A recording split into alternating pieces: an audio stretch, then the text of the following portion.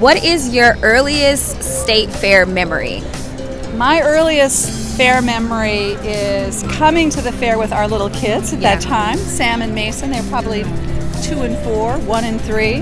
We'd load them up in a red wagon and we'd pull them around, and they were just like, we had so much fun. And our only rule, they could eat anything they wanted. Okay. The only rule was that you couldn't complain if you started to feel like you had too much to eat. We're trying our best not to run into anyone right now. That would be a true state fair experience. That would be. Yeah, right. So share with me a little bit about your favorite state fair food. Okay, well, so this really shows my preferences. So my favorite this year so far is the Farmers Union fried green tomato BLT. Really delicious. The bacon was amazing. And I like to try new things. We just went to Afro Deli and had an amazing beef sambusa. It's their first time at the fair, and they're going to do really great, and that was delicious. Awesome. So shout out to Afro Deli. Woot woot. Well, you've been getting a lot of love out here today. It's like we're with Beyonce. Well, I wouldn't go that far, but it's fun. It's always really fun to see people. Yeah. You know, you see people that you never would see otherwise, and I always feel like people are kind of like, "What? You're just out here wandering around?" And I said, "Yeah, I'm just like a grandma out here." A really cool grandma. Eating my way through the fair. Right. Well, so in Minnesota, I am so proud of the governor and the state Senate and state house, the trifecta that they used to make real change in this state.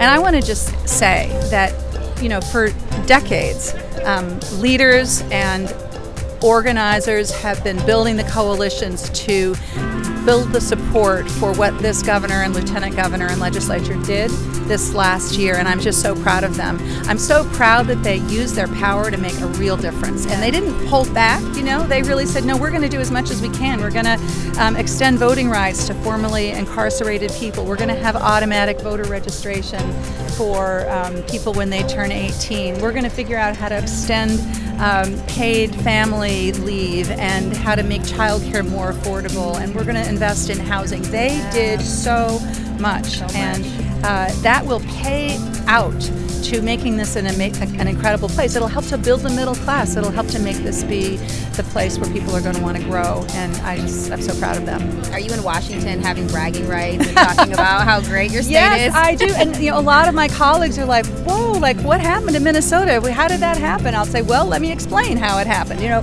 because I campaigned a lot with local leaders last year, and all of the great state candidates for House and Senate, and they went out there and they told everybody what they were going to do if they won, and they had a mandate, and then they made it happen. All of Minnesota's neighboring states have signed extreme abortion bans. What are you and other progressive leaders in Washington doing to defend access to reproductive care and abortion? Well, so most Minnesotans and most Americans believe that women should have the freedom to make their own decisions about their own bodies and their own lives, including about abortion. When you think about where these Republican candidates for president are, they are all for one kind of abortion ban or not. And just to be clear, 80% of people in this country say they don't want a national abortion ban. 60+% of Republicans say they don't want a national abortion ban. When you are, making these very bold statements, in committee, on the floor, wherever you may be, what's going on in your mind? Like, what's kind of fueling that? Yeah. Well, way before I was in the Senate, I worked at Planned Parenthood. And in that role, I was blessed. Every day I saw women walk in the doors of our clinics that were so capable, so ready to make good decisions for themselves and their families about what to do. So I think about those women, and I think about what they deserve. And I'm also really fueled by this sense of anger. Like, what makes these Republican politicians and judges think they know better than these women whose lives they'll never know? How do you keep moving forward despite so many roadblocks from conservatives? Roadblock after roadblock. How do we keep going? Well, I am just fueled by a sense of optimism and hope and belief that we are on a course of progress, that progress is not a straight line, as Dr. King said. It does not roll forward inexorably. It happens because of the tireless effort of dedicated individuals, and that's all of us. So I keep going because of that sense of optimism, and I also keep going because I know that it's not just me. I am right now, I have the awesome responsibility of serving in the Senate, but there are thousands and thousands of people in their own communities doing the work and talking to people and building support and building power for change. And so knowing that it's not just me is really, that keeps me going. So, Senator, what would you tell young people that are interested in getting involved in politics? Yeah.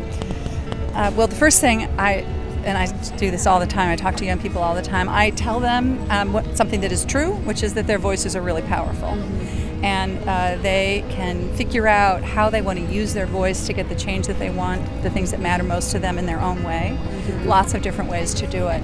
Lots of times politicians that have been around for a while say to young activists, like, the future is yours or something like that. And I don't really ever say that because, it's like what's right now. Yeah. It's not the future. And there are so many talented, energetic, ready to lead young people in this state. A lot of them just got elected to the state legislature. We elected the youngest person to the state legislature in Zainab Muhammad just last year, and she's doing incredible work. She's already leading on issues like driver's licenses for all and on housing issues. And so we need that young leadership right now. Absolutely. Well, thank you so much. This has been a blast. It's been so much fun. It's been great.